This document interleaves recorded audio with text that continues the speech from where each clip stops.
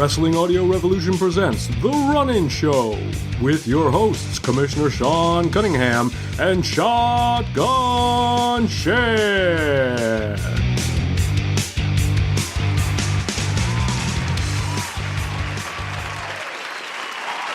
Ladies and gentlemen, welcome back to The Run-In Show. I'm so happy to have you here today. It's show number 5. If you're in the studio, you can see it, but if you're listening from home, you're going to have to use your imagination. But I'm flashing 5s like a one-armed Ty Dillinger. That's right, because it's show number 5. And if you pause for a moment and you just sniff the air, you can almost anticipate that's a... Oh, no, hold on. That's the veggie bean bake down at the studio commissary. You don't want that if you're going to be in close quarters for the next little while. But beyond that, it is the smell of surprise, the hanging anticipation of something new. And I'm not going to keep you in suspense. I'm going to tell you right now, this is going to be the very first run-in show triple threat. That's right. Today I'm joined by not just one esteemed co-host, but 2. Let me bring out my first co-host, and just because you're expecting him does not make him any less significant. He is the most respected man in wrestling journalism. Ladies and gentlemen, Mr. Sean Cunningham. How you doing, Sean? I'm good. How are you? And that $20 is in the mail. I just want to say that. Well, Sean, I hate to be repetitive, and I do say this every show, but you know, this time we've got a stacked program full of really big news. Huge stuff this week. You know, Sean, the cool thing, too, is that usually we're covering global news. We're covering news that's happened south of the border. But for the majority of the stuff we're covering on this show, it all happened right here in the Toronto area, within driving distance of me. Closer for you, this is stuff that happened in our own backyard. That's right. And who better for us to share this super stacked show with than our third member of the Triple Threat? This guy is a legend, really, in wrestling podcasts. He's a founding member of Wrestling Audio Revolution. He's my brother from the same mother. He's none other than the Grime Minister, Luke F.O.R.C.E. How you doing, Luke? How's it going, guys? And hello to all the beautiful people that are listening at home and in your studio as well. How's everybody doing? And it's amazing, Shan and Sean, that you can disappear for a while, and it doesn't matter what you said before you left. It doesn't matter what dastardly tactics you used before you left. When you've been gone long enough, you come back, you're going to get a baby face pop. And Shotgun Shan, thank you very much for that baby face introduction. And it just is funny how absence does truly make the heart grow fonder. Well, you know, Luke, you know how it is. It's the same in wrestling. If you're a big enough star, when you come back, you're going to get that pop. It doesn't really matter what you did the last time you were there. It's a respect thing. Always. Always. No other way. So what's going on, Luke? How's your sabbatical been going? Well, I've been great, and I just want to say to all you people, I've got a whole bunch of thoughts and opinions that I'm going to share with you. Little disclaimer, these are just the views of Luke F.O.R.C.E. These do not reflect the views of the Run-In Show or even Wrestling Audio Revolution. But all you idiots out there are going to love it nonetheless. Sorry, I had to go heel again. Well, there's the Luke we know and love. Just kidding, everybody. Well, you came on the right week because, man, we got a lot of stuff to cover this time. Hold on. You're not even going to ask me about how my baby is? I haven't been on the show in 6 months. Yeah. I come back, and we're just going to jump right into wrestling? Is this how it's really going to go, Shotgun Shan? Well, to be fair, I did actually ask you how your time away had been. I didn't really want to, open up your personal life if you didn't want to go there. That was kind of your segue. It was. That being said, how's fatherhood going? Well, in all honesty, all gimmicks aside and all shtick work and all that stuff aside, it's been a really amazing 6 months for me. All of the emotions you could ever imagine, all the emotions you could possibly feel of joy and sleeplessness and everything. But, I mean, it's been absolutely amazing. And young Freya has been just an absolute joy. And I think I've really mellowed out a lot, and I'm sure you'll hear it a lot during this hour as we go through this, all these many, many topics. But yeah, my wife is doing great. Baby's doing great. It's just been the most amazing experience of my life. So thank you very much for asking. Well, we couldn't be prouder of you, Luke, and, continued good luck with fatherhood. Listen, guys, we really have to jump right into the news here. And I think if we look at stuff chronologically, the very first item to look at is NXT TakeOver Toronto. How did it feel seeing Toronto tacked on to the end of the NXT TakeOver title? It wasn't so much that it was tacked on the end of the title. It was the if you saw the opening video, the first like 4 minutes of the special itself, and they kind of whipped through all this history of Toronto as far as WB is concerned, I was like, wow, there's a lot of stuff, and you've forgotten a lot of it too. Toronto has a really storied wrestling past, particularly with WWE. Yeah, I actually had tickets to this show, and had every intention of going with our dear friend Ernest Matthews. We were going to attend NXT TakeOver. Ernest Matthews, by the way, an absolute freak, an absolute maniac, a wrestleaholic, you could say. This guy not only went to NXT, he went to Survivor Series, and then the very next night went back to Kingston, where he lives, and actually went to the SmackDown show.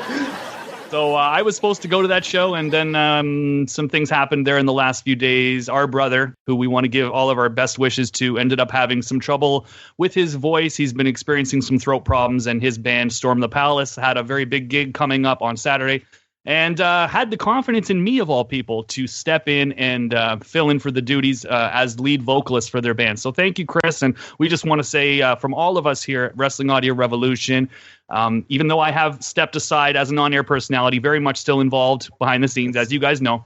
Yes. So from all of us, just want to say, hopefully your voice will be back, and we wish you all the best in your recovery. So, yeah, it was really cool to hear that, actually, Shan, when you mentioned that about hearing NXT Toronto. And it's probably going to be a very long time, and I don't know when it will happen again, but hopefully it does, and I'll actually be able to go. The show started off really strong, I would say, with two local Canadian guys going at it, Bobby Roode and Ty Dillinger. So good to see Ty coming up the ranks right now. Even though he did lose this match to Bobby, I'm assuming that the feud's going forward, so we'll get to see some more of that.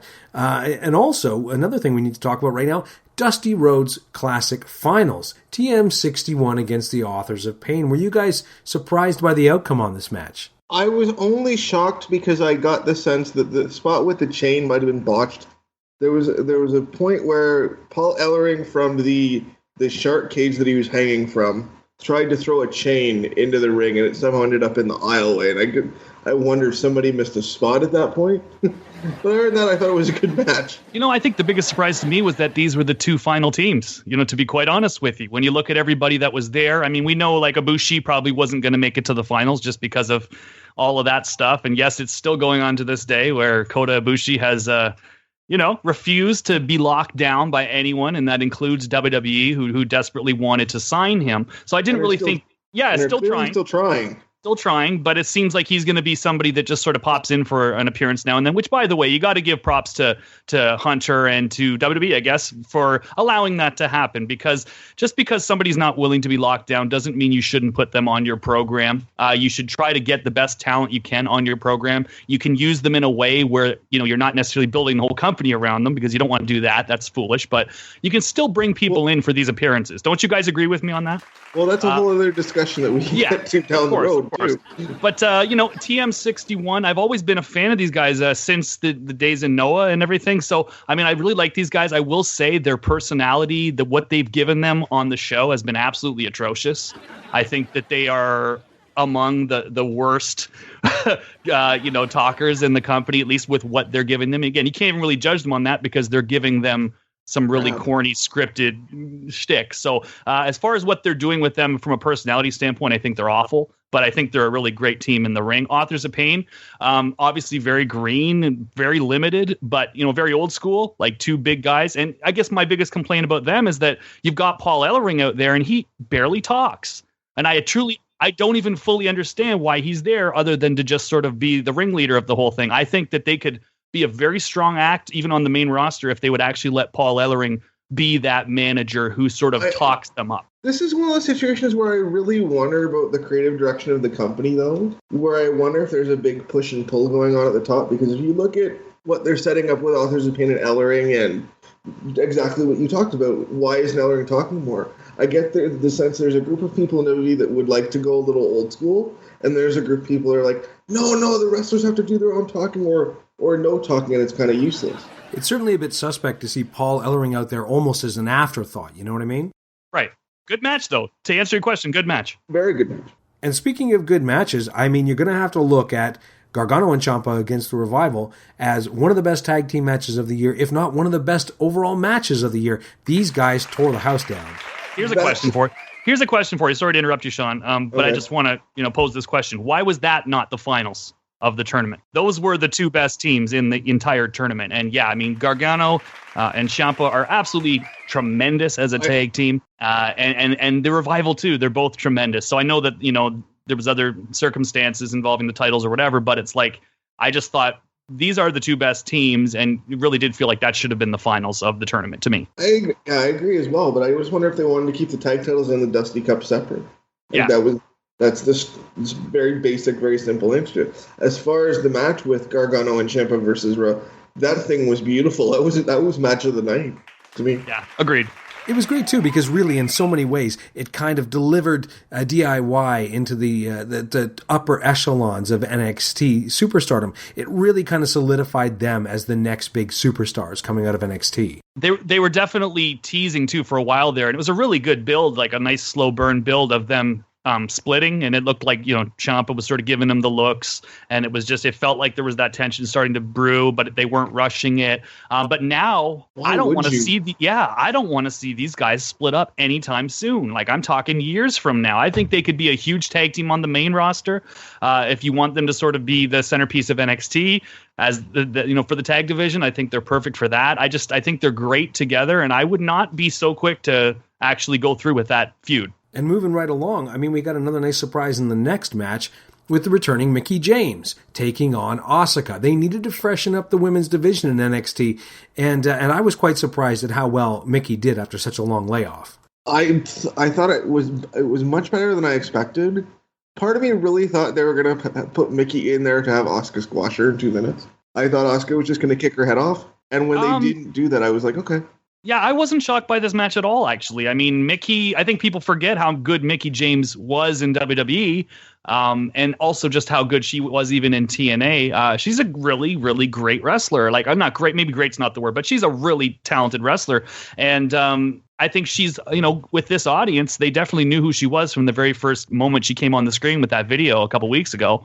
Yeah. And there just seemed to be a little bit too much anticipation for her return for her to just be squashed. So I was not shocked at all with the match or the fact that they actually had a match, not just a squash. But yeah, I mean, Asuka has been killing it. There's no competition in NXT for her at all. Well, and this is the other problem. Yeah, I would just keep, honestly, if they're hell bent on keeping her down there in NXT, I would go with this for a while. I would see who else you could bring back and who else she could have a match with. I mean, Trish obviously was, I mean, Trish was obviously the first choice for this. That was supposed to be who worked Asuka in Toronto.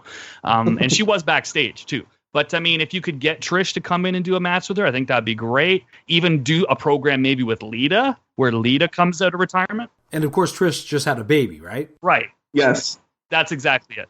So the Trish thing would have to be way down the road. Quite down the road. You're right. So then by that point, this whole angle will probably be over. But, whoever you could get, there's other girls out there. There is other girls out there that are not under contract right now, that have a name. Yeah, that have a name. And I would go with this for a while because the idea of her putting her with Liv Morgan, for instance, is a joke. Especially when Ember Moon's not prime time yet. Ember Moon's definitely the one on the come up that could be the challenger for us. Ember Moon is going to be the one they put it on when they're ready to actually move Asuka up. And I think Ember's still a little way off from being ready for that type of spot. I was going to say, they booked themselves into a corner because they purged that women's division so quickly. And she's one of these talents, too, Asuka's so good. Like, you could put someone in there that is not on her level and she'll still have a great match with them. She's just able to get the best out of people. So I wouldn't really even be too worried about people that have not had a lot of action in the last couple years. I mean, you just put them in there and if they're solid and sound enough, I mean, Asuka's going to be able to carry them to something good. So I would go with that because, again, it's nothing against these other girls down there, but they're nowhere near ready. And perception-wise, you put them on the bill against Asuka, and it's just like, okay, all right. We know actually, they turned that into an angle with the Australian girls. The whole reason they're picking on Liv Morgan is she challenged Asuka and got whooped, so the Australian girls are picking them. Like, they built the other story around it. That's how smart they are with that. I was very impressed with the thought. Well, moving right along, guys, the next match was an absolute shocker. Shinsuke Nakamura losing the NXT Championship to Samoa Joe in a relatively clean finish. I mean, he did get kicked low when the ref didn't see, and he got slammed on the steps. But overall, it was a shockingly clean pin by Samoa Joe to regain that title. I didn't see it coming. I don't know where they're headed from here. What do you guys think? Well, first of all, I knew they had the show coming up in Japan. They've already announced for the one date in Japan, I think it's December the 3rd or something like that, that Nakamura is going to get a rematch in Osaka, Japan. So you think Nakamura wins it back in Japan then? No, I don't think. I think Nakamura might lose or win by countout or something weird, because I think Nakamura is going to be in the Royal Rumble match. I mean, I was shocked to see him get pinned cleanly this early in his career. Well, I mean, early in his career, but I mean, when did he debut, Sean? NXT Dallas. Right before WrestleMania, right? Yeah. So that was April. Yeah. So from April all the way to November, no losses. And I think that this is going to be a reoccurring theme too in this show, I'm sure, as we sort of get into everything. But I thought that there was no better example of this than that match, because when you saw Nakamura's shoulders get pinned 1, 2, 3 to the mat, you saw the reaction of the people. Yep. It was something that really screwed with their minds. I can't believe I just saw Nakamura get his shoulders pinned 1, 2, 3 to the mat. I mean, that's such a simple philosophy in terms of getting not only that talent himself over, because he hasn't lost since April since he's debuted, but getting whoever is going to beat him over, because it's like, oh my God, that was something where you stopped in your tracks and you said, holy crap, I just saw Nakamura lose. And who else on the current roster can you say that about? These guys lose every other week. Everybody. So, everybody. AJ Styles. Like, everybody will lose a million times on TV to where it means nothing. It means nothing when you see them get their shoulders pinned to the mat. But this was the perfect example of a guy that's been protected since April, and here we are in November getting pinned. Nobody saw it coming, and when it happened, it had a gravity to it. It was a shocker. Like Shan said, did anyone see it coming? No, we didn't. Here's what I think, and this is just me thinking, and I know we've had other discussions about other things. Nakamura will somehow be involved in the Royal Rumble. Nakamura will somehow screw AJ Styles out of the title. Personally, if it's up to me, I would like to see Nakamura stay in NXT a little while longer, build a bigger legacy there, have Joe move up, because I think Joe's done his thing. Nakamura really could and should be the face of NXT for a little while, just to really solidify him with the North American audience. And I'd love to see Nakamura come up at a time when there's no other distractions. I don't want him to come up while there's other things going on. I'd love to see Nakamura just come up and be an event unto himself. That's what I'd like to see. Anyway, guys, we got to move along now, and we got to move on to the next big Toronto event, and that was WWE Survivor Series. And, you know, we could do this card chronologically, but I think we need to jump right in on the elephant in the room and kind of acknowledge the fact that there was a main event to this match that featured a guy who hadn't wrestled in 12 years going up against a guy who's now been, you know, pretty much designated as the most dominant behemoth in WWE. That was Bill Goldberg going against Brock Lesnar. They had a stinker of a match many WrestleManias ago. This was the rematch, and I think there might be a little bit of conflict going into our discussion about this. I think this is a hot topic. I will allow our guest host to go first. This feels like such a showdown, and it really shouldn't. It's not. Sean, you've kind of been the third party for the most part of what people don't necessarily know, unless they remember us talking about this, you know, back in the day with the super shows and stuff. A lot of the stuff that's talked about on this show has already been hashed out through the Facebook messages. Yes. And this is Shotgun Shan and myself. It's funny to call him my brother. He's my brother, and I still call him Shotgun Shan. But, you know, it's one of those names you just got to say the whole thing. That's right. Because we pretty much agree on everything in life, for the most part. There's very little things that we really disagree on outside of wrestling. And even in wrestling, it's really only about maybe, what do you think, Sean? Like a 23%? But that 23% is very, very... a lot of very passionate, very heated and passionate, and this has been really one of those things that's gone on for a long time involving the legends. And I just want to say, first of all, in case anybody or even anyone on the line or anyone in your studio even was misconstruing anything I've ever said, the legends have been booked awful. Okay, the number one problem, and I've loved listening to your shows. I think the Run-In Show is by far the slickest of any Wrestling Audio Revolution production. I give you guys nothing but credit. Love listening to it. Drive around in my car, laugh, you know, nod my head, agree. But there was one thing, and I believe it was on the last episode, that really got me heated. And that doesn't happen very much, especially with my brothers here. But it was the talk on Brock Lesnar. And I will say this. The biggest problem about Brock Lesnar is not Brock Lesnar. The biggest problem with Brock Lesnar has been the way that they've used Brock Lesnar ever since the day he walked through the door, ever since the first day he came back from the UFC.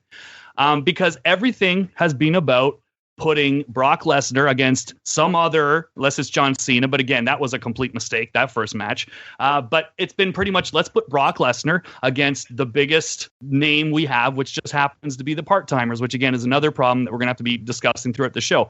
But you put him against Triple H, a feud. You put him against Randy Orton, I guess, isn't a part-timer. You put him against The Undertaker. Nothing about Brock Lesnar has been used to give the rub to somebody else, unless it's a CM Punk. I mean, they did that one match and then blew that off, which shouldn't have ever happened too, by the way. Because, that was just crazy. The fact that they brought him in and they had such a great match and then they just killed the feud dead. That was stupid.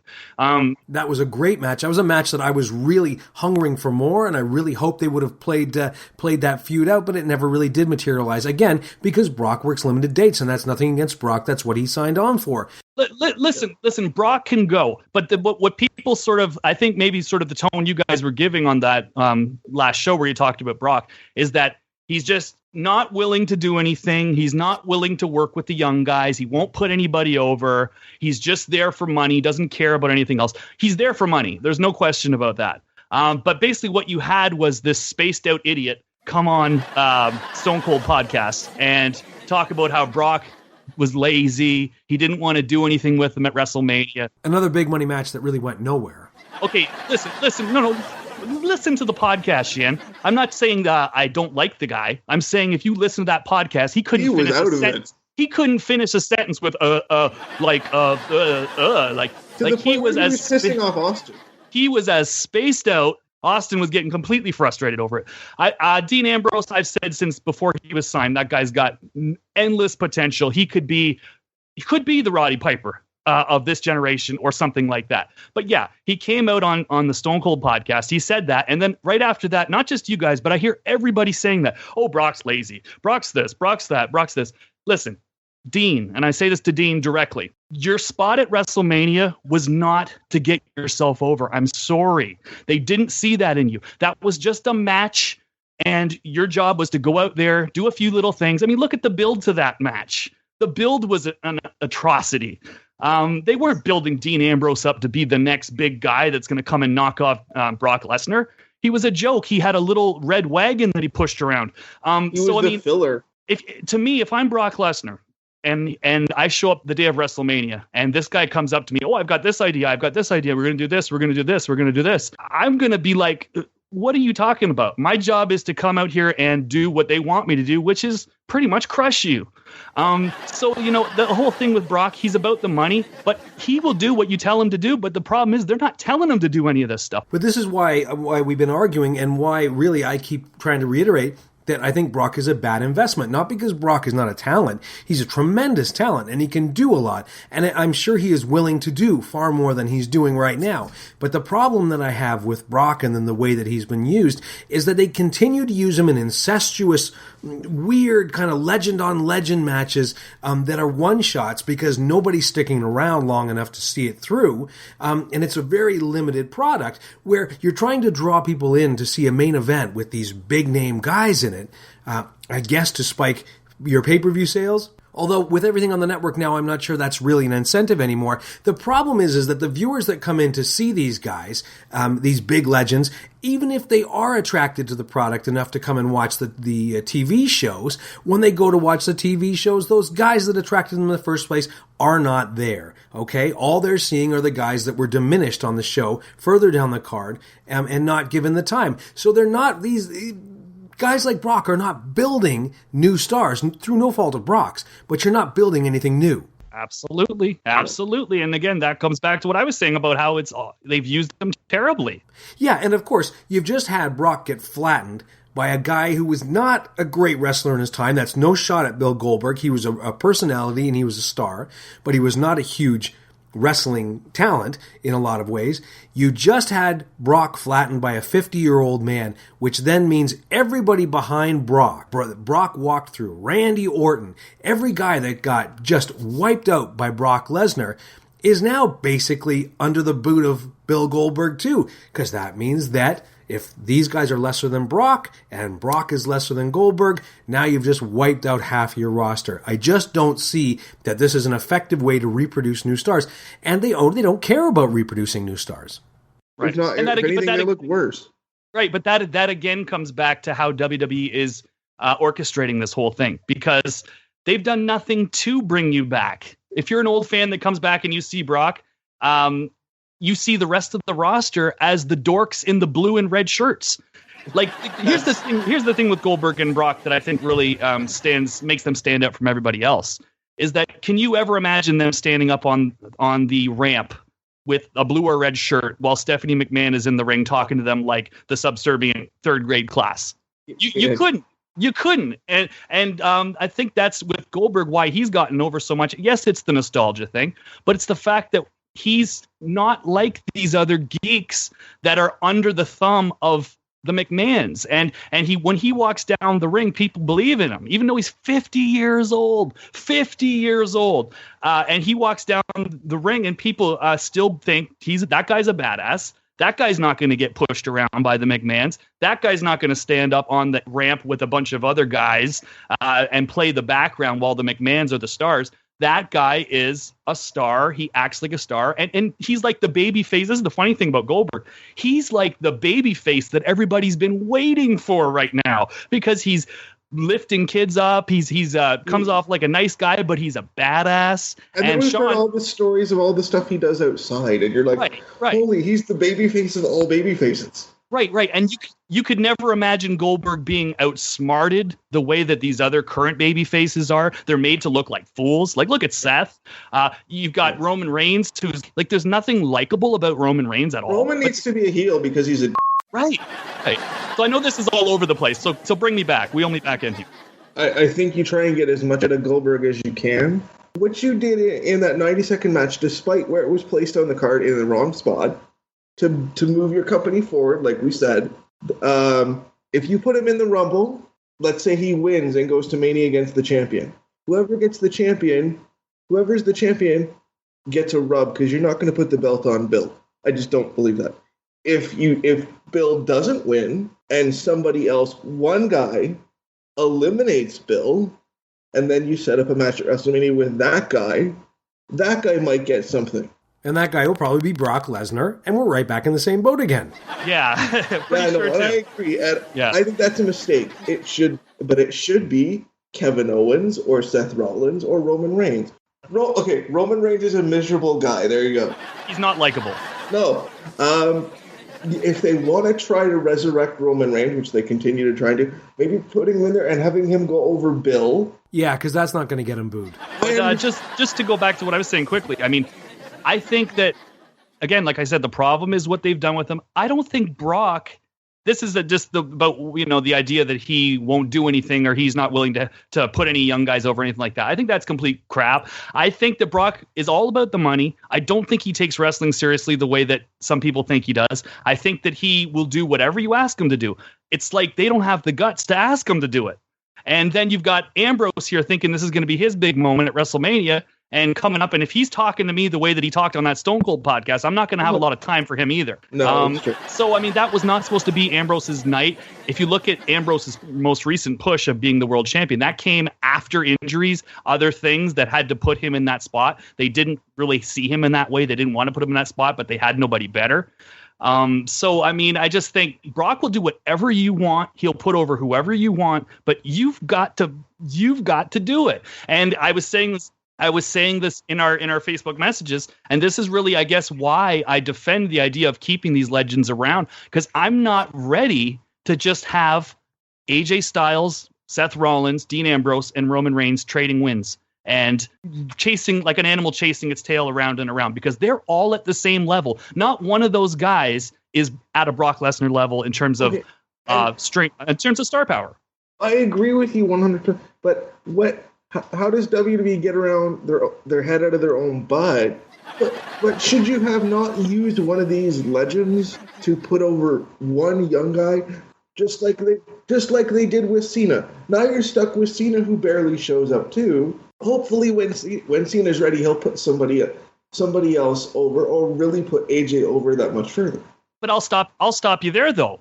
before we get off topic, and I really want to hammer the John Cena thing, the same way that we credit John Cena and say, this has been the most and he has been. He's been the most giving top guy in the history of the company, no question. However, what does that mean? I mean, the bottom line is we've seen everybody beat Cena. So you're going to all of a sudden say, now you're going to really put AJ over, but AJ's already beat him. So John Cena has laid down too much to the point now where it's really not even that much of a rub if you beat John Cena. Yeah, true. You know what I mean? Yeah. Well, I'll tell you what's happening now, and this is really important. Here's what we're faced with now. We finally hit that point. Bill Goldberg was the very last viable legend that they could bring in to throw into these little kind of ready-made main events. He's the last of the dinosaurs. The legends are gone. Undertaker is literally on his last legs. If he makes it to WrestleMania, good for him. This should be his last one. You can't get Shawn Michaels out of retirement. Thank goodness for that. Shawn knows what makes a legend, and that's to stay away. You don't have anybody else that you can put in there. And now they're going to be forced to rely on this younger talent that they should have been building the whole time. You reap what you sow, yes.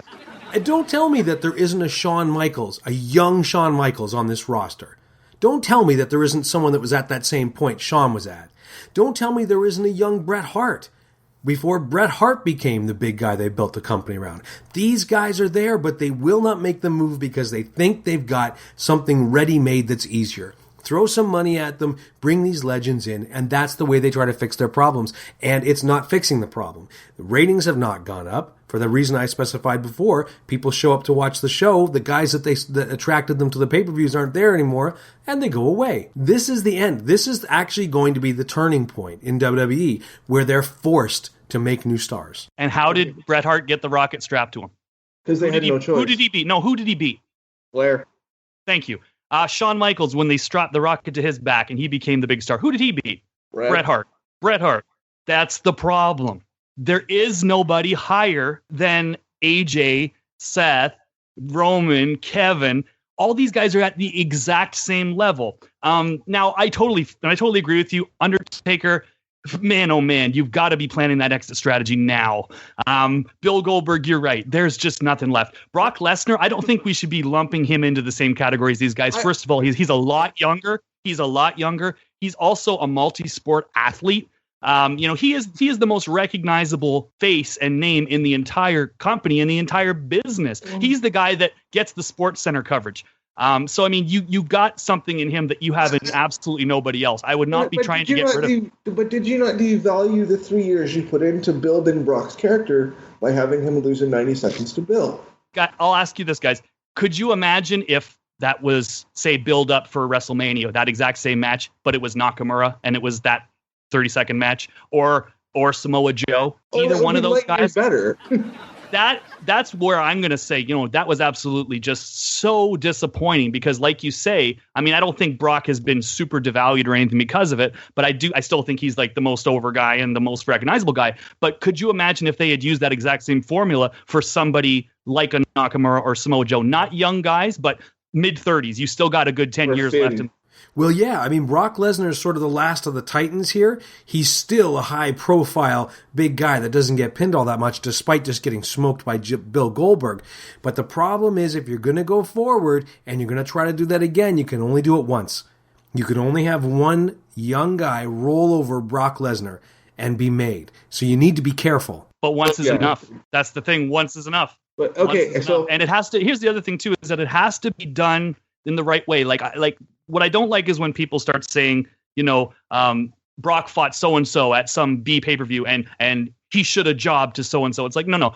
It's okay to lose to Brock as long as the match is designed to get the other guy over and to really make him come out of that looking better. Obviously, the Dean match didn't do that at all, and they didn't plan for it to. So I mean, you could have had a feud with a guy where he was still going over for a while, and then it builds up to the big, getting the big win on Brock, and it actually means something in a big, highly publicized match that, the whole world is watching. You can't just do it on some B pay-per-view. So, but yeah, I mean, we agree on that 100%. The thing they don't do, and the thing that really kills me, and that I wish that they would do, because I think it would solve a lot of their problems, is to start booking guys like Brock Lesnar the way that you booked Andre the Giant, in the latter half of his career. Don't do that. They don't do that. You can remember when Andre had feuds with Jake the Snake and Ultimate Warrior and little feuds with Randy Savage and whatnot.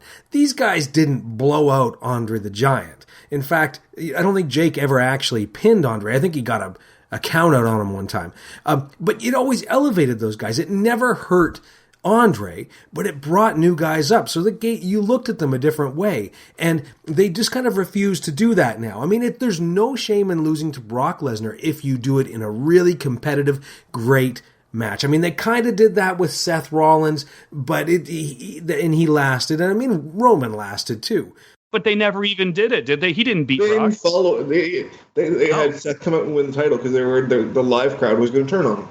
Right, and whoever it is you do, like, this is where even my own personal, the kind of guys I like, you guys know the kind of wrestling I like. I'm not all about the big guys. I'm not all about the muscles and all this stuff. But when it comes down to beating Brock Lesnar, and Sean said, he could even do it with Finn.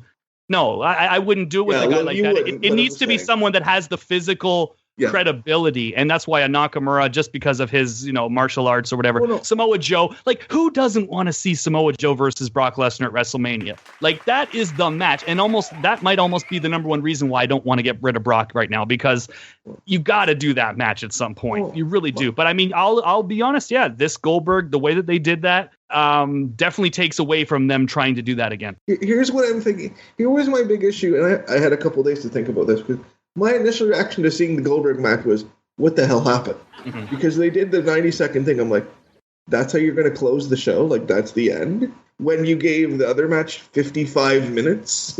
Right. I questioned the placement of the match on the card in terms of, like, why couldn't you put that semi-main and put the 10-man tag out last? Good point. And I think maybe this is a good opportunity to jump in and acknowledge how strongly the pay-per-view started out with the women's traditional Survivor Series match. Haven't done one of these in a while, at least not one that got the proper attention and was given the time to tell a story. A lot of people look strong in this. I think Sean and I were happy to see Becky Lynch looking strong. You and I are biased, yes. But I will explain myself now because I can hear Luke in the background going, what the hell? To have her be like the last one on her team left and trying to fight, I thought was good. And also to have her tap out Nia Jax, I thought was good too. Yeah, I don't know if that's a good surprise though. That's where I'm gonna, maybe give the other side of the coin, because I think Nia Jax, I mean, she wasn't ready to come to the main roster. There's no way she was. I mean, she's still got a long way to go. But I do feel as though there's that monster thing with her, and you don't want to be you don't want to prostitute that. You know what I mean? You don't want to have her getting tapped out or beaten too easily, especially in like a Survivor Series match. She should be the unstoppable force that you're building somebody up, and whoever gets to actually, knock her off is going to get a big rub out of it. So I agree with you though on what you said about Becky, but I was a little bit I was questioning that actually when they had Nia get tapped out. Yeah, I agree with you for sure. But I think if you are going to get eliminated clean in a Survivor Series match, probably tapping to the SmackDown World Women's Champion is probably not the worst way to go. It gave Becky a rub too.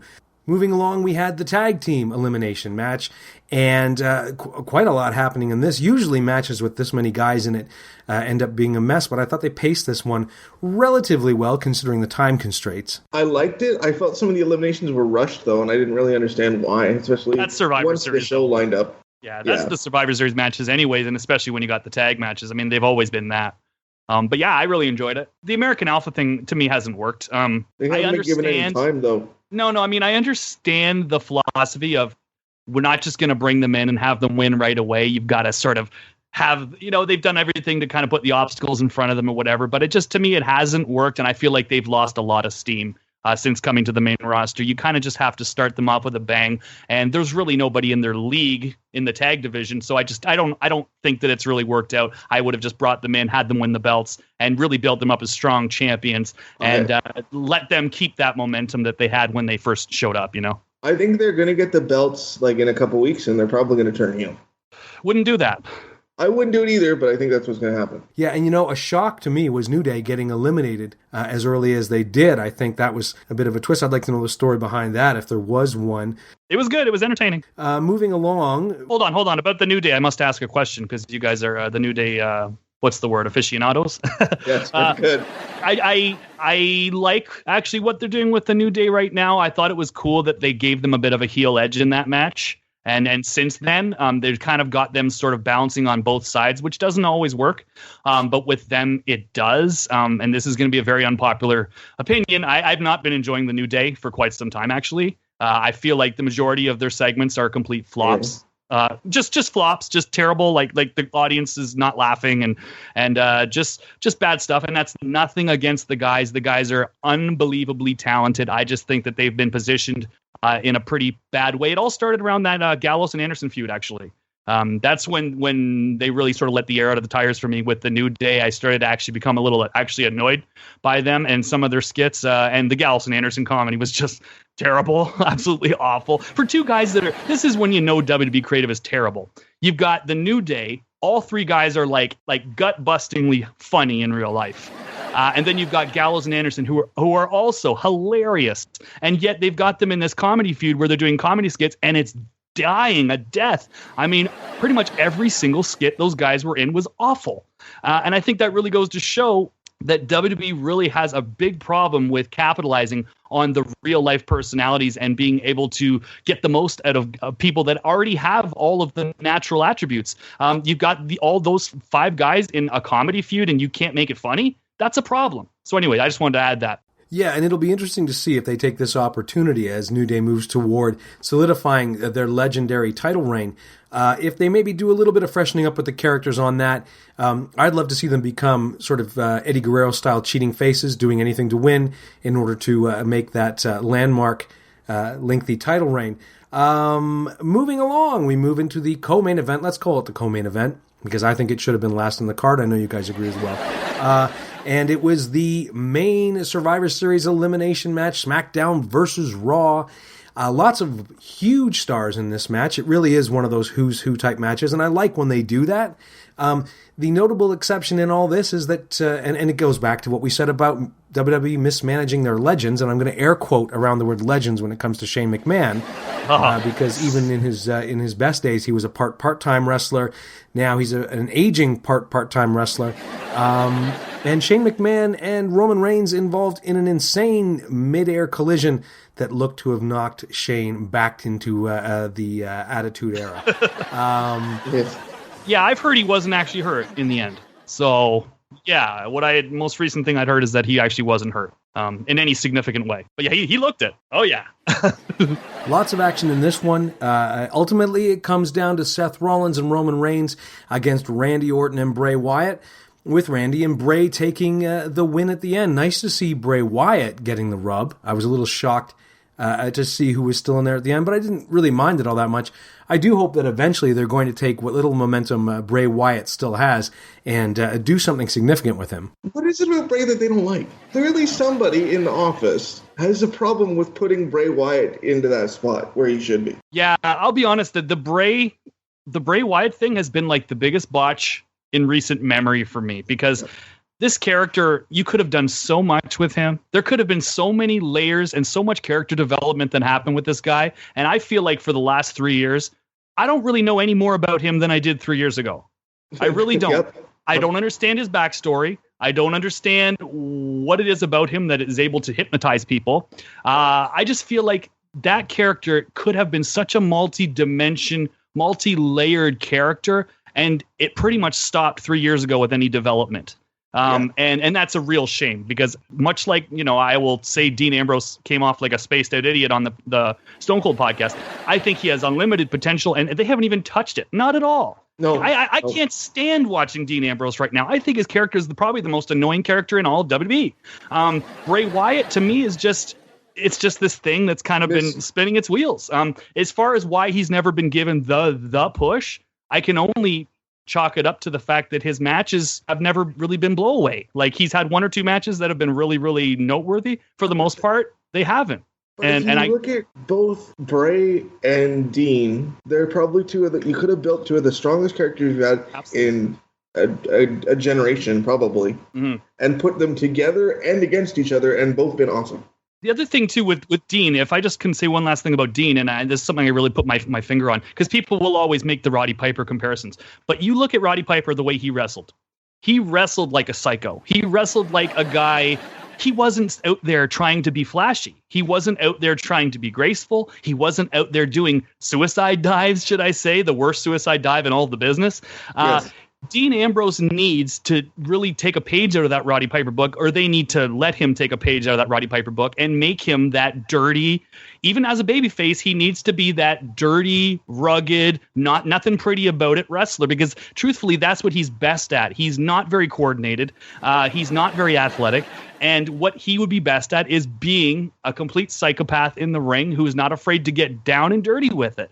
So that's what I would do with him. I mean, but yeah, you're right. Those two are, if I were to think of two of the biggest casualties, that would definitely be those two guys, I think. Okay, well, with all the serious news and recaps out of the way, it's time for us to turn our attention to some of the fun stuff, some of the stuff that makes the Run-In Show the show that it is. And I'm so excited to tell you folks that today we're able to give you a first. This will be the very first triple threat version of Kayfabe or Kayfake. That's right, it's the wrestling trivia game that you just can't seem to get enough of. And Luke, you're familiar with the way that Kayfabe or Kayfake works, right? I'm very familiar. As I told you, I listened to every episode that you guys have done so far, and I've been always just waiting for the next one to come. So I'm very much familiar with it. Yes. Awesome. Now listen, before we start, I have to make a quick announcement. Every time we play Kayfabe or Kayfake, I have to give an announcement at the beginning, a bit of a disclaimer, telling people not to wager. I'm so excited to say that for this episode only, we are lifting the no wagering rule. You feel free, if you've been saving money up for Christmas, feel free to put it down on this contest.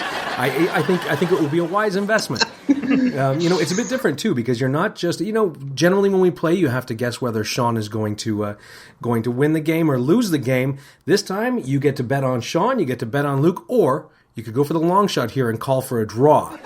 So let's see how it plays out, folks. All right, are you ready? Yes. Yes. Question number 1. Andre the Giant's unofficial drinking record is said to be 156 beers in one sitting. And just for reference, folks, that's 55 liters of beer. So guys, listen, is that Kayfabe or Kayfake? Luke, I'll let you go first. I think it's Kayfake. I think it was like about 125. That's my guess. I think it's Kayfabe because I think I've heard Pat Patterson tell the story on Legends of Wrestling or something. That was, in fact, Kayfabe. Now, this is as told by Mike Graham, Damn it. And apparently confirmed by Dusty Rhodes, that Andre the Giant drank 156 beers in one sitting. As I said, that's 55 liters of beer, and just for reference, the average human stomach can typically hold about 1 liter. Yeah. So even at his size, I mean, I guess we have to figure that Andre was using the restroom quite a few times over this. But, Did you guys know that Andre used to take his bowel movements in the bathtub? I did hear that. Yes. How sweet. Oh my god. Yeah. He would lay newspaper down in the tub, and he would take a dump in the bathroom in the bath actually. So anyway, I also heard that I read once in Hulk Hogan's autobiography that one time Andre, when they were in Japan, the bathrooms were so small Andre couldn't even get into the bathroom, so he just laid the paper out on his bed and took a giant dump on the bed. Then you just roll up the paper and like it never happened. So if that had been the question, I would have won for sure. Question 2. Fergal Devitt, now known as Finn Balor, was once the bodyguard for U2's Bono. Kayfabe or Kayfake? Kayfake. That's got to be fake. Yeah. That one was in fact Kayfake. The interesting truth behind that, though, is that it was actually Sheamus who was once the bodyguard for U2's Bono. So another Irish dude, but yeah. That's right, yes. That's right. Good question. Question number 3, and you're really going to have to go back into your memory banks for this one. WrestleMania 21 had no tag team matches, and WrestleMania 2000 had no male singles matches. Is that Kayfabe or Kayfake? This is the kind of stuff Sean's good at. I know half of that is right. WrestleMania 2000 had no male singles matches in it. That is 100% true. I'm saying Kayfabe. Sounds fake to me, but I don't know. I'm trying to work through it in my head here for a minute. I'm going to say that's Kayfabe. That was indeed Kayfabe. At WrestleMania 21, they had no 2-on-2 tag team matches whatsoever, and at WrestleMania 2000, there were no single matches held by male competitors. Question number 4. The Undertaker has never successfully defended a title at WrestleMania. Is that kayfabe or kayfake? Kayfabe. He has defended the title. Or no, he has won the title, but he has never defended it. Yeah, yep. Kayfabe, that's right. That's in fact kayfabe. The Undertaker has in fact won a title at WrestleMania, but he has never successfully defended one. Ooh, it's getting tight now, guys. 2 questions left. Question number 5. Despite their ferocious in-ring rivalry, Taz actually owes a life debt to Sabu, who in 1998 applied the Heimlich maneuver while Taz was choking on a corned beef sandwich. Is that kayfabe or is that kayfake? I'm going to say kayfake. It was ham. Yeah, I was going to say it's kayfake. It was some other food that wasn't a corned beef sandwich. Good job, guys. That one was completely fake. I just made it up, and you didn't fall for the bait. Good for you. I think Sabu would have been happy to have Taz's spot. I don't think he would have saved it. Yeah. And here's the final question. We're getting right down to the wire here. Question number 6, and this one's a stinker. You know, I like the ones that are slightly gross. Well, this question's plenty gross. The Ultimate Warrior once had to hide under the ring alongside a pile of Mr. Perfect's feces. To put it another way, Warrior had to huddle up next to the Perfect poo. Is that kayfabe or is that kayfake? Oh. I know the story is true, but was it the Ultimate Warrior? Yeah, I know it was Mr. Perfect. I know it was Mr. Perfect's poop. Yeah. That part's true. I don't think it was Warrior though. If I lose this one, Sean's gonna win. So I'm gonna just have to say it was kayfabe. It's true. It was Warrior. I don't think it was Warrior. I think it's kayfake. It is in fact kayfabe. According to Jake the Snake Roberts, during a television taping in the early 90s, the Ultimate Warrior was supposed to emerge from beneath the ring. And as a rib, Mr. Perfect Kurt Hennig took a massive dump beneath the ring, knowing that Warrior would need to wait in the foul stench for nearly an hour, waiting for his turn to emerge. That's nasty. That's just nasty. So how'd we do? It was a tie. It was a tie. Yes. Hey, and now, folks, if you bet on the long shot, we did, in fact, pull a draw. So if you bet the 20-1, you won. So there you go. Christmas is saved. Thanks for playing, guys. It was such a treat being able to have you both compete on this show. So it's been a lot of fun, and I was very excited all week when I knew that you guys had invited me back on the air. It was very cool, and I'm just glad that my schedule was able to accommodate it. And I just have a very quick announcement, guys, before we go, if you don't mind. Because not one mention on this show, and that's okay. That's okay, because, again, I've got a big announcement coming. But not one mention of New Japan Pro Wrestling on this broadcast or on the majority of run-in shows. So I just want to let the people know your questions, your pleading has been answered. I understand that you want more New Japan talk on the Wrestling Audio Revolution network. So I just want to say right now, ladies and gentlemen, I am going to be returning to the podcast world the week after Wrestle Kingdom 11. I will be back with my very first all New Japan Pro Wrestling show covering the biggest event in Tokyo, in all of Japan. And it looks like a hell of a card coming up because, sometimes it's like, I like talking about WWE and all, but it's sort of similar to if I were going to Italy for 2 weeks. But right before I went to Italy, my last meal in Canada was at Eastside Mario's. And then I'm trying to tell you guys about this great Italian food I had while I was away. And you guys keep saying, but wait, tell me more about the East Sides. What was the salad like? How was the pasta? Was it fully cooked? Yeah, it was fine, guys. But anyways, I was in Italy. No, tell me more. What was the service like? So anyways, guys, I am returning to the podcast world the week following January the 4th with my own solo show, which will be an exclusive New Japan Pro Wrestling podcast. So, I'm getting back in the game, dipping my toes in the water, and I'm very excited about it. I think he has the itch again. Folks, I would highly encourage you to tune into Luke's broadcast so we can catch up with the New Japan goings-on. And I just want to say what a treat it was having the old gang back together again. It's nice to see we can still riff off each other and put on a good show together. I want to thank you, Luke, for returning and blessing us with your presence. And I still love you guys. Buzz. Good luck to you. Continued good luck to you as a father. Wonderful. And a very happy holiday to you and yours. And Sean, as always, you've been a professional. You've held the show together. That's right. Thanks, ladies and gentlemen, for another very successful episode of The Run-In Show. Run-In Show number 5. Good night, everybody.